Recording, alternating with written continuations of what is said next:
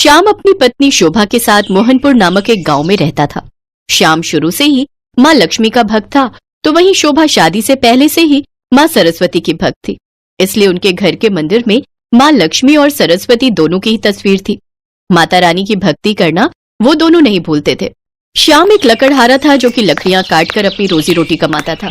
उनकी शादी को 8 साल हो गए थे, लेकिन अभी तक उन दोनों को संतान सुख की प्राप्ति नहीं हुई थी, जिससे धीरे धीरे शोभा की आस्था भगवान पर से उठती जा रही थी।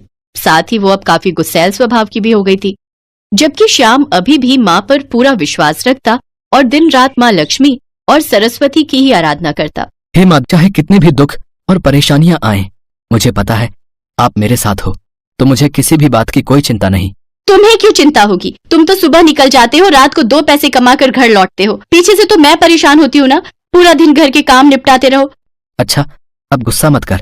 गुस्सा करना सेहत के लिए अच्छा नहीं होता। अपनी सारी परेशानियां माँ को सौंप दे, देखना वो पल भर में सारे दुख दूर कर देती हैं। अभी तक तो कोई दुख दूर नहीं किया। कल भी गरीबी में जी रहे थे, आज भी गरीबी में जी रहे हैं। पता नहीं तुम्हारा विश्वास क्यों उन पर बना रहता है। मुझे तो बिल्कुल भी विश्वास नहीं होता। मैं तो बस तुम्हारे कहने पर थोड़ी बहुत पूजा पाठ कर लेती हूँ, नहीं तो मेरा तो मन ही उठ गया इस पूजा पाठ से। एक तो पहले ही गरीबी से परेशान है, ऊपर से तुम जानते हो हमारी शादी को 8 साल पूरे हो जाएंगे, पर अभी तक हमें संतान सुख भी प्राप्त नहीं हुआ। मुझे तो लगता है सारी परेशानियां हमारे जीवन में लिखी है। शोभा, आज तुम्हें भगवान पर विश्वास नहीं हो रहा है, पर देखना एक दिन तुम खुद माता की शक्ति को जान जाओगी। शोभा, भगवान के घर देर है पर अंधेर नहीं। अच्छा, मैं काम पर जा रहा हूँ। श्याम काम पर चला जाता है, पर धीरे धीरे श्याम को मजदूरी का काम मिलना कम हो गया।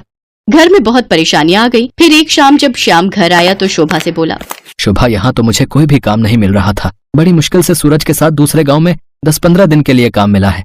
अब मैं यही सोच रहा हूँ कि चला ही जाता हूँ। थोड़े पैसे आ जाएंगे तो घर की हालत में सुधार हो जाएगा, पर तुम अकेली रह पाओगी? अरे कोई बात नहीं, अकेले रहने में क्या ही परेशानी है। काम भी तो करना है ना। पैसे नहीं कमाओगे तो घर कैसे चलेगा। तुम मेरी चिंता मत करो, तुम आराम से जाओ। अच्छा तुम बैठो, मैं तुम्हारे लिए कुछ खाने का बना लेती हूँ। शोभा रसोई में खाना बनाने लगी। अचानक जमीन पर गिरे पानी पर उसका पैर फिसल गया और वो बहुत तेज गिर गई। शोभा दर्द से चिल्ला उठी। ये क्या हो गया? श्याम शोभा को बिस्तर पर लिटा देता है और पड़ोस में रहने वाले वैद्य जी को बुलाकर लाता है। श्याम बेटा, शोभा के पैर का मांस फट गया है, जिसको ठीक होने में कम से कम 1 महीना लगेगा। अब सब कुछ कैसे होगा मैया? शोभा तो चल फिर भी नहीं सकती। चिंता मत करो, मैं ठीक हूँ। तुम काम पर चले जाओ, नहीं तो बहुत परेशानी हो जाएगी। तुम्हें इस हालत में अकेला छोड़कर मैं कैसे चला जाऊं? मुझे तुम्हारी चिंता होती रहेगी। मैं सूरज को मना कर देता हूँ। नहीं नहीं, सूरज भैया को मना मत करना। बड़ी मुश्किल से वैसे ही तुमको ये काम मिला है। अगर तुम नहीं गए तो तुम जानते हो अगले कुछ दिनों तक मजदूरी के बिना गुजारा करना बहुत मुश्किल हो जाएगा।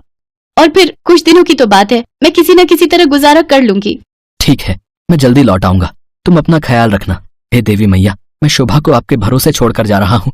मेरी पत्नी शोभा का ख्याल रखना माँ, उसके साथ रहना, उसकी रक्षा करना।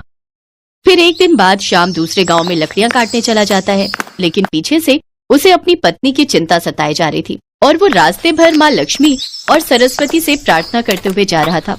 उसके जाते ही उसके घर पर 2 लड़कियां आती हैं। शोभा बिस्तर पर लेटी हुई थी।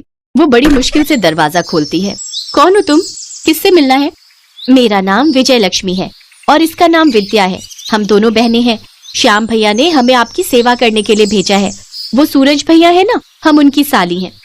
हाँ, हम कल ही गांव से आई हैं। श्याम भैया ने कहा है कि जब तक हम लौट कर नहीं आते तब तक हम दोनों आपकी सेवा करें। अच्छा, तुम्हें भेजा है? कितना ख्याल रखते हैं ये मेरा। अब आप चिंता मत करो, आप बस आराम करो। अब से घर के सारे काम और आपकी देखभाल मैं करूंगी। आपके पैर में चोट लगी है ना, मुझे श्याम भैया ने सब बता दिया। अब आप आराम से बैठो, मैं आपके लिए गरम गरम खाना बना कर लाती हूँ।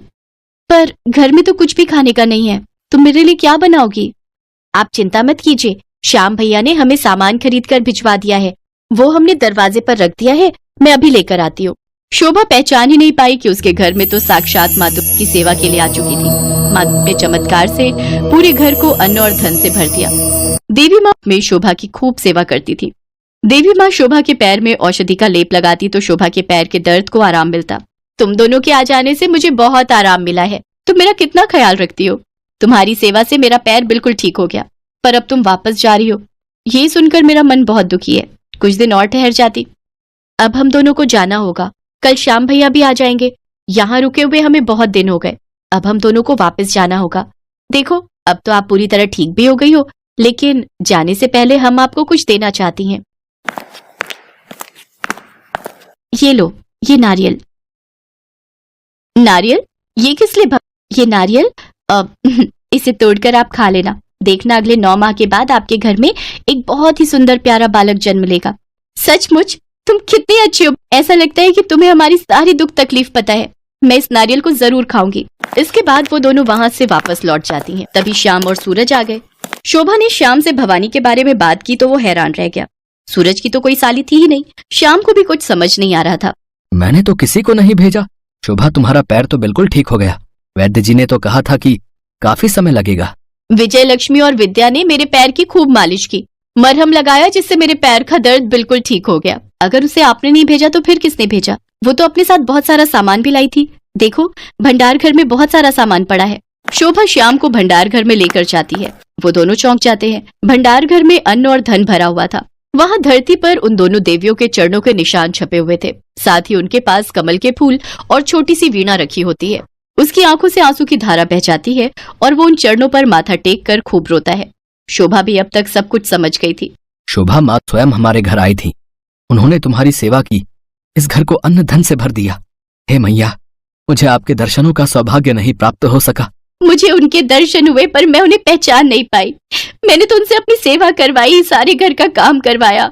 हे माँ दुर्गा, मेरी भूल को क्षमा कर देना। आपने हमारे लिए इतना कुछ किया और मैंने कभी आपकी ठीक से पूजा तक नहीं की। आपकी महिमा अपरंपार है मैया। शोभा और श्याम साथ में माँ दुर्गा और माँ सरस्वती के मंदिर जाते हैं। अब श्याम और शोभा की जिंदगी में सब कुछ था। माँ दुर्गा के आशीर्वाद से उसके घर में अब किसी भी चीज की कोई कमी नहीं थी। माँ लक्ष्मी और माँ सरस्वती का नाम लेकर शोभा ने उस नारियल को खाया, जिसके फलस्वरूप 9 महीने के पश्चात उसके घर में बहुत ही सुंदर बालक का जन्म हुआ, जो कि बहुत ही तेज बुद्धि का था। माँ लक्ष्मी और सरस्वती की कृपा से उन दोनों की जिंदगी अब खुशियों से भर गई।